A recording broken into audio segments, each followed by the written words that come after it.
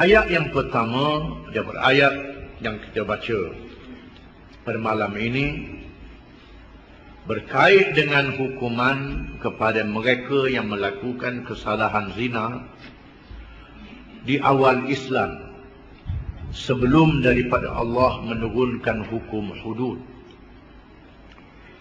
Zina adalah dosa besar kerana melakukan sesuatu yang mencabul perkara-perkara yang penting dalam kehidupan manusia. Allah Ta'ala jadikan rukun hidup manusia perlu daripada 5 perkara. Yang pertama agama, yang kedua nyawa, yang ketiga akal, yang keempat keturunan, dan yang kelima harta benda. 5 perkara ini adalah daruriyat, perkara yang perlu dalam kehidupan manusia.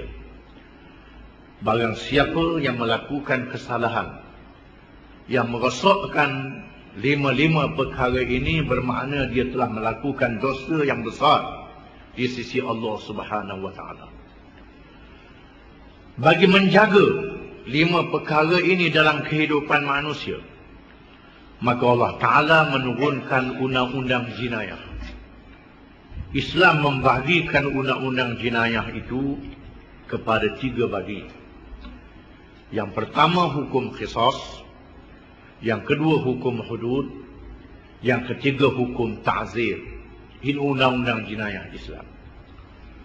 Hukum qisas ialah hukum yang berkait dengan hak manusia.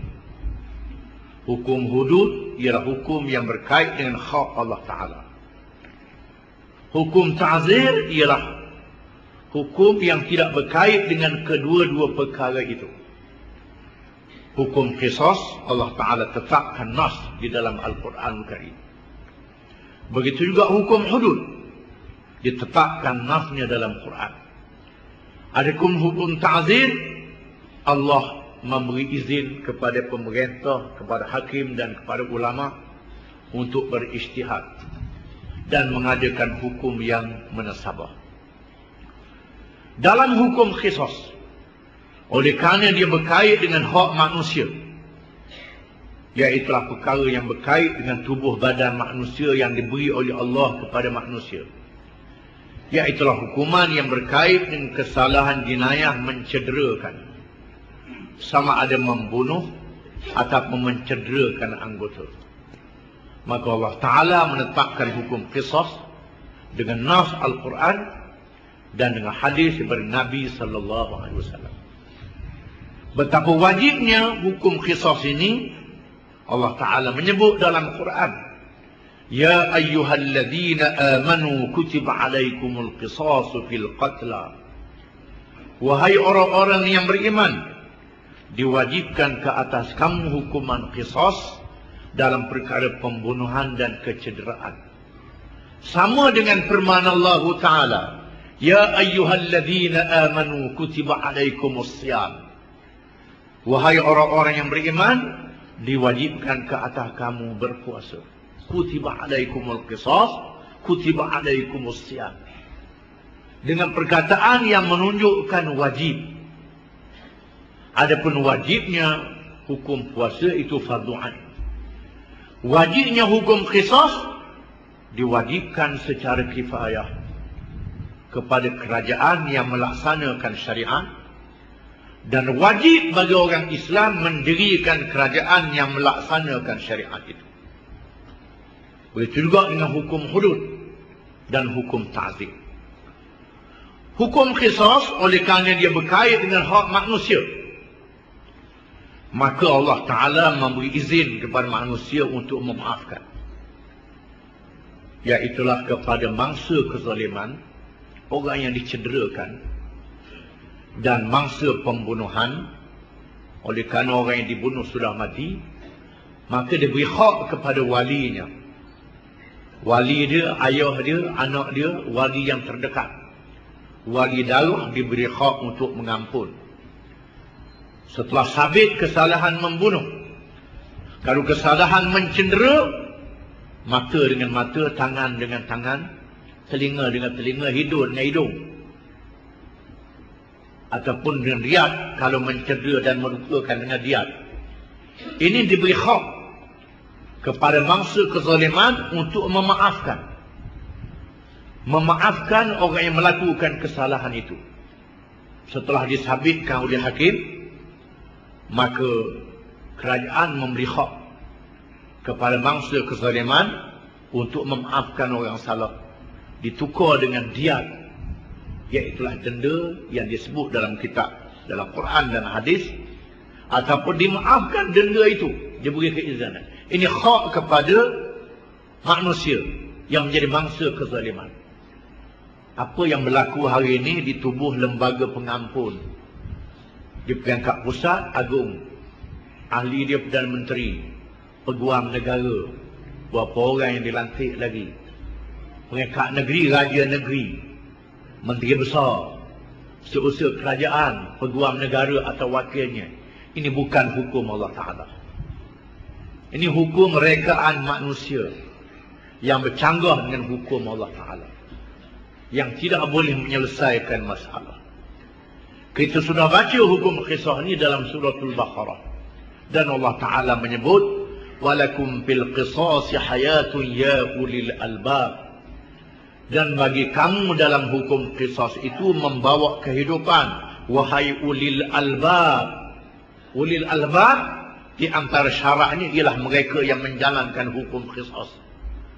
Kalau sekiranya tak jalan hukum qisas, tak sah ulul albab lah, jadi ulul naik bak je. Tak jadi apa. Mesti laksanakan hukum qisas. Ini syarat disebut dalam suratul Baqarah. Dan banyak lagi ayat-ayat yang lain yang berkaitan dengannya. Mesti melaksanakan hukum qisas. Ayat yang kita baca pada malam ini berkaitan dengan zina. Pada peringkat awalnya Allah Ta'ala berfirman, wallati ya'tina al-fahishata min nisaikum fastashhidu 'alayhinna arba'atan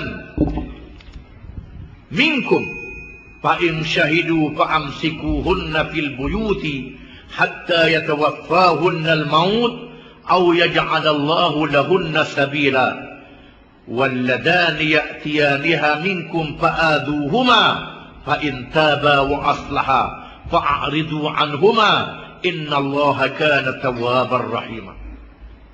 Ini di awal Islam. Orang yang melakukan kesalahan zina hendaklah disabitkan dengan 4 orang saksi.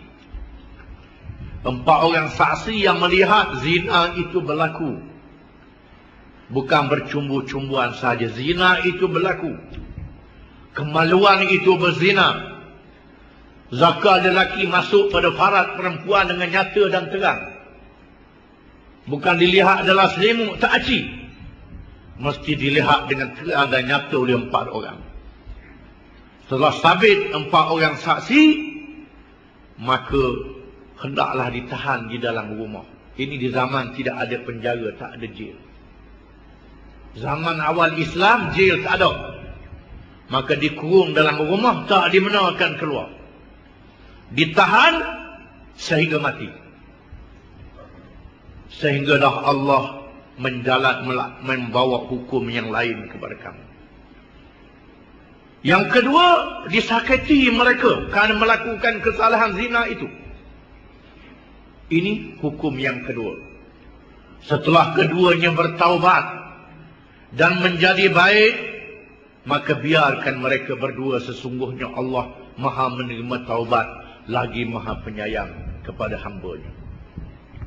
Ayat ini dinasahkan hukumannya dengan kedatangan surah An-Nur.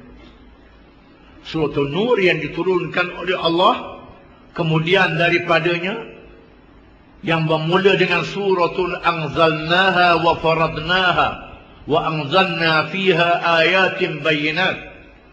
Surah yang kami telah turunkan dan kami telah fardukan, kami telah wajibkan dan kami nyatakan di dalamnya ayat-ayat yang nyata. Az-zaniyatu waz-zani fajlidu kulla wahidin minhuma mi'atal jaldah. Perempuan yang berzina dan lelaki yang berzina hendaklah disebat keduanya dengan 100 kali sebat. 100 kali sebat sebab yang disaksikan oleh orang ramai. Bila turun hukum ini, maka ayat yang kita baca ini dinasahkan dan diikuti dengan ayat rejam. Ayat rejam walaupun tak ada dalam Quran, dinasahkan bacaannya, ianya diamalkan oleh Nabi SAW dan diamalkan oleh Khulafa' Rasyidin, diamalkan oleh kerajaan-kerajaan Islam yang kemudian daripadanya. Dan hadis menjelaskan yang disebab sebanyak 100 kali itu diasingkan selama setahun daripada masyarakat. Ditambah dengan hadis ini terpulang kepada pemerintah mengendalikannya. Maka dihuraikan kepada yang belum kahwin hukumannya 100 kali sebat. Kepada yang sudah kahwin hukumannya rejam sehingga mati. Untuk mensabitkan hukuman ini, mestilah dengan 4 orang saksi. 4 saksi masih dipakai. 4 orang saksi. 4 orang saksi yang melihat perzinaan itu berlaku. Kalau 3 saja, maka yang dituduh dikenakan hukuman qazaf. Qazaf juga hukum hudud. Hukum hudud yang tidak ada khilaf di kalangan ulama ialah kesalahan berzina, kesalahan menuduh orang berzina, azab, kesalahan mencuri, kesalahan merampok, kesalahan meminum arak, dan kesalahan murtad. 6 perkara tidak ada khilaf di kalangan ulama, ini adalah jinayah hudud. Tak ada khilaf kalangan ulama. Adapun yang lain lagi yang disebut dalam kitab fiqh, itu khilaf ulama. 6 perkara ni tidak ada khilaf, dia adalah hukum hudud. Di mana hukum hudud yang berkait dengan zina, berkait dengan qazaf. Orang yang menuduh hendaklah mengadakan 4 orang saksi. Saksi yang adil, yang lelaki. Lelaki, perempuan tidak boleh. Perempuan kalau kena ubuk, dia takut. Itu hikmatnya. Itu hikmatnya. Perempuan tidak menasabah dengan dia nak tengok orang berzina. Kerana ada rasa malu pada orang perempuan. Beza dengan orang lelaki. Itu hikmatnya. Mesti saksi itu orang Islam, lelaki dan yang adil. Yang adil ialah mereka yang tidak mengerjakan dosa besar. Yang tak meninggalkan sembahyang, yang tak makan riba, yang tak mengumpat, ini syarat nak jadi saksi. Yang tidak berterusan mengerjakan dosa kecil. Dosa kecil tidak berterusan. Kalau kita tengok perangai, dia suka tengok orang perempuan yang membuka aurat, tak boleh jadi saksi. Dia juga mestilah orang yang tidak melakukan perkara yang merosakkan maruah. Tengok pasar buka baju ni tak boleh jadi saksi. Ini syarat saksi, bukan senang. Syarat saksi ini. Kemudian nyata dia tidak bermusuh dengan orang yang dituduh. Syarat saksi. Kerana tudra'ul hudud bisyubhat. Ini ucapan Nabi SAW. Hukuman hudud hendaklah dibatalkan dengan adanya syubhat, adanya kekeliruan. 4 orang saksi yang nyata melihat perzinaan itu berzina. Kalau menuduh tidak ada 4 orang saksi, 3 saja, maka yang menuduh dikenakan hukuman hudud disebat sebanyak 80 kali sebat. Dan dianggap fasik. Ini bukan mudah. Bukan mudah nak melakukan demikian. Di zaman Sayyidina Umar bin Khattab radhiyallahu, para ulama meriwayatkan Sayyidina Umar keluar sembahyang subuh, melihat sepasang yang melakukan maksiat. Lalu Sayyidina Umar bertanya sahabat-sahabat yang besar yang ada dalam masjid, Bagaimana jika sekiranya saya sebagai seorang khalifah yang berkuasa, saya melihat sepasang lelaki dan perempuan melakukan perkara yang tidak senonoh, adakah saya boleh mengambil tindakan? Kata Sayyidina Ali karramallahu wajhah, wahai Amiral Mukminin, sekiranya Amiral Mukminin menuduh dan tidak boleh mengadakan 4 orang saksi, nescaya Amiral Mukminin disebat sebanyak 80 kali sebat.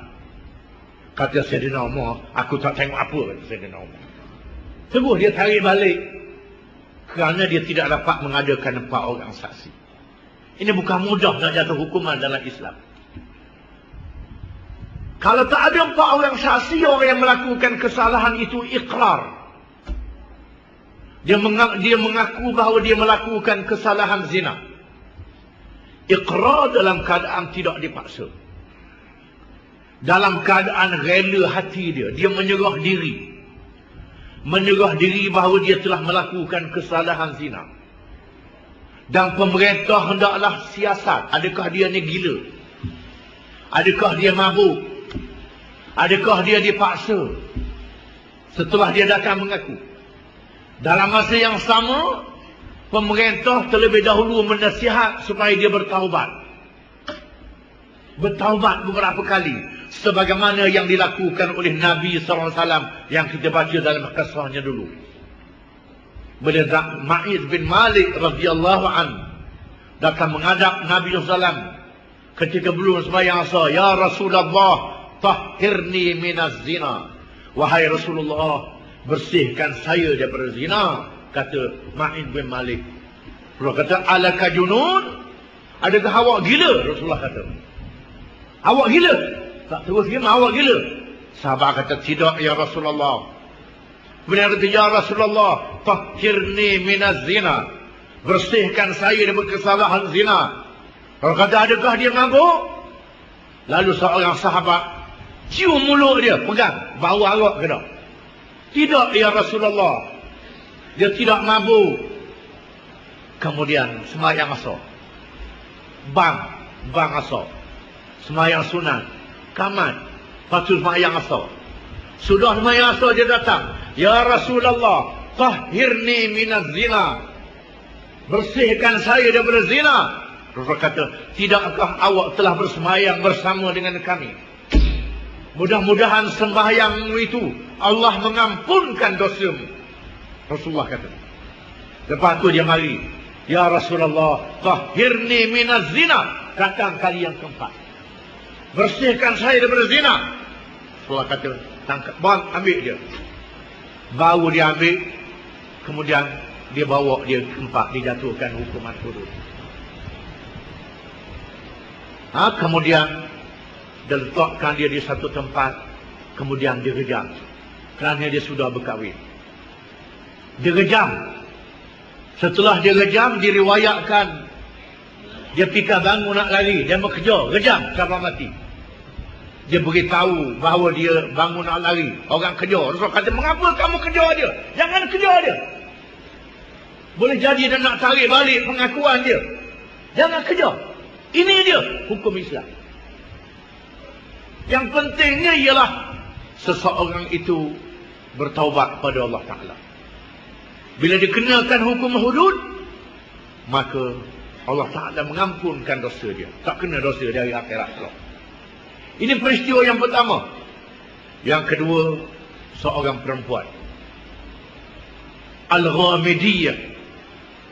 Al-Ghamidiyah, daripada kabilah Al-Ghamidiyah. Satu riwayat ke kabilah lain, mungkin dalam dua peristiwa yang lain. Ya Rasulullah, saya telah mengandung, saya telah berzina, hukumkan saya. Rasulullah buat tak tahu. Buat tak tahu. Lalu dia kata, wahai ada nak lakukan kepada saya sebagaimana dilakukan kepada Ma'iz bin Malik. Rasulullah kata, balik. Balik sehingga engkau melahirkan anak. Balik. Setelah dia balik berapa bulan, dia datang bawa anak. Anak yang sudah dilahirkan masih dalam bedong, orang itu kata. Rasulullah kata, balik. Sehingga anakmu boleh makan sendiri.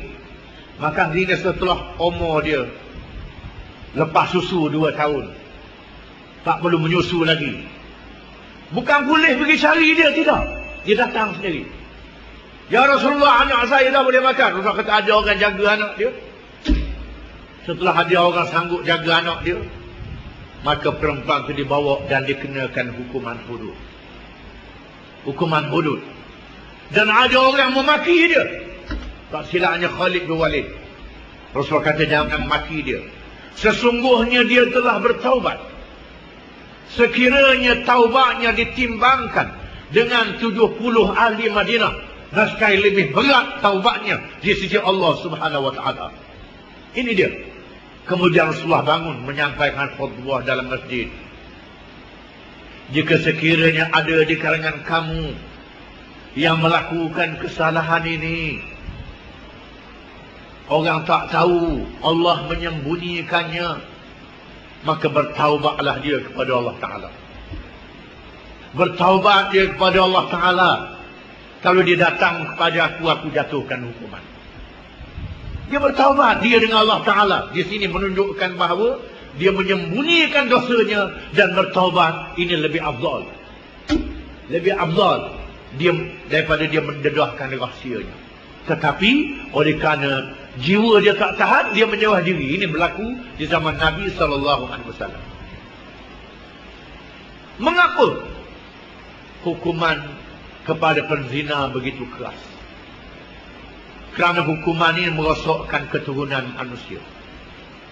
Manusia bukan binatang, ada keturunan dia. Dia ni anak siapa ini maruah dan harga diri dia. Ini satu. Manusia bukan binatang, manusia ada harga diri. Walaupun dia ada nafsu, nafsu dia bukan macam binatang. Mestilah melalui dengan cara akal, cara yang dihormati. Yang ketiganya berzina boleh merosakkan keluarga. Tak tahu anak siapa. Tak ada tanggungjawab, ibu bapa jaga dia. Habis. Dan seterusnya membawa penyakit yang berbahaya. Penyakit yang sangat berbahaya. Yang diketahui ini dengan sifilis, dengan AIDS, macam-macam penyakit. Dunia moden dapat kesan hari ini. Ini hikmah Allah Ta'ala mengharamkan zina. Dan mengapa disebat sehingga 100 kali digejam dengan batu supaya mati? Kerana dia menyalahgunakan nikmat tubuh badan yang diberi kepadanya oleh Allah Subhanahu wa taala. Bila seorang itu berzina, maka seluruh jasadnya merasa nikmat memuaskan hawa nafsunya. Oleh kerana dia memuaskan hawa nafsu dia secara haram, maka dibersihkan dengan hukuman yang dipukul seluruh tubuh badan dia. Ini tujuan untuk membersihkan dirinya daripada dosa dengan hukum Allah. Sebab pula bukan macam sebab sebagaimana yang ada dalam penjara hari ini. Sebab di tengah khalayak ramai. Sebab itu pula dengan cara yang bersopan, memakai pakaian yang menutup aurat, dengan alat yang sederhana, dengan pukul yang tidak memecahkan kulit dia. Tujuannya untuk memalukan dia tengah khalayak ramai, orang tengok dia berlaku. Dan supaya hukuman ini memberi kesan kepada orang lain. Orang lain tak malu melakukan kesalahan itu. Dan di sana ada hikmat dan pertolongan daripada Allah Ta'ala. Menjadi hukum yang hebat dan hukum yang menggerunkan. Nak menjalankan hukuman ini, bukan saja hukum hudud yang berkait dengan zina, termasuklah qazaf, termasuklah mencuri, termasuklah dan lain lagi. Mestilah kena ada kerajaan yang berkuasa, kerajaan yang berdaulat. Kalau kerajaan itu tak berdaulat, maka dia buat sekadar kemampuan dia. Apa makna berdaulat? Dia ada kuasa penuh. Sebagaimana yang dilakukan oleh Nabi SAW. Bila tak dibenarkan di Mekah, Nabi tak jalan ke hudud lagi di Mekah. Bila berhijrah ke Madinah, ada kuasa pemerintahan. Boleh menyerang musuh yang datang menyerang. Baru Nabi laksanakan hukum ini. Macam kita mereka Terengganu, Kelantan. Kita buat sebahagian daripadanya. Luluskan hukum itu dulu. Setelah lulus, boleh kata tak mau kerjasama. Boleh yang buat kerajaan pusat kata tak mau kerjasama. Tak mau kerjasama. Ini berlaku. Dan kerajaan pusat memberi amaran. Kalau laksana dia akan mengambil tindakan. Maka kita telah melaksanakan sebahagian daripadanya. Ada orang tanya, pasal apa tak ikat kat tangan lalu orang curi? Mengapa tak ni? Ada cara dia, kita mesti faham. Orang nak pergi ke Mekah, dia kena menyediakan duit. Setelah menyediakan duit, dia nak pergi, niat dia ada. Perang di tengah jalan. Maka ditangguh dulu. Tangguh dulu. Duit simpan dulu. Tangguh. Bila aman, maka dia pergi haji. Yang tak bolehnya daripada awal lagi hukum hudud ni tak boleh. Hukum hudud ni zalim. Ini kafir daripada awal lagi. Ini dia. Ini kena faham. Kalau niat kita ada, perjuangan kita ada, azam kita ada, kesungguhan kita ada, tapi telah dihalang, maka lepas tanggungjawab kita dengan Allah Ta'ala. Ini kena faham. Kita kena faham. Ada orang tu, mengapa kelakar, tak laksana lagi, mengapa sabar pula. Ini kerana tak erti, tak faham. Bagaimana kaedah melaksanakan hukum syarak. Yang penting perjuangan kita itu ada. Usaha kita itu ada. Tapi orang sekat tengah jalan. Kalau kita mampu lawan sekarang, lawan. Kalau lawan, hikmah dia tak cukup lagi, maka tangguh dulu. Lawan dengan qada yang kekuatan yang ada pada kita. Bahkan mengikut hukum syariat, tengah perang tak dilaksanakan hudud. Tengah-tengah berperang, tak boleh laksanakan hudud. Kalau dilaksanakan hudud, menyebabkan orang yang dituduh lari di pihak musuh. Ini tak boleh. Tak boleh. Ini dia. Ini ada dalam siasat syariah yang kita kena faham. Jangan mata kain. Tali ada sedekah nak faham bab hukum ini. Kata ke kita macam-macam. Kena baca habis-habis dulu hukum ini. Dan cara mana. Dan tanggungjawab kita apa dia. Yang penting kita beriman dengan hukum ini. Kita beriman dengan hukum ini. Kita yakin hukumnya hukum adil. Hukum yang baik. Hukum Allah Ta'ala. Ini yang pertama dulu. Kita faham. Yang kedua kita berusaha. Kita berjuang. Nabi 10 tahun, 13 tahun di Mekah berjuang. Nabi Nuh sampai hampir 950 tahun, dekat 1000 tahun berjuang. Tak ada kuasa melaksanakan pemerintahan. Ini lepas tanggungjawab. Tapi keazaman kita nak melaksanakan hukum Allah itu ada. Ini kena faham.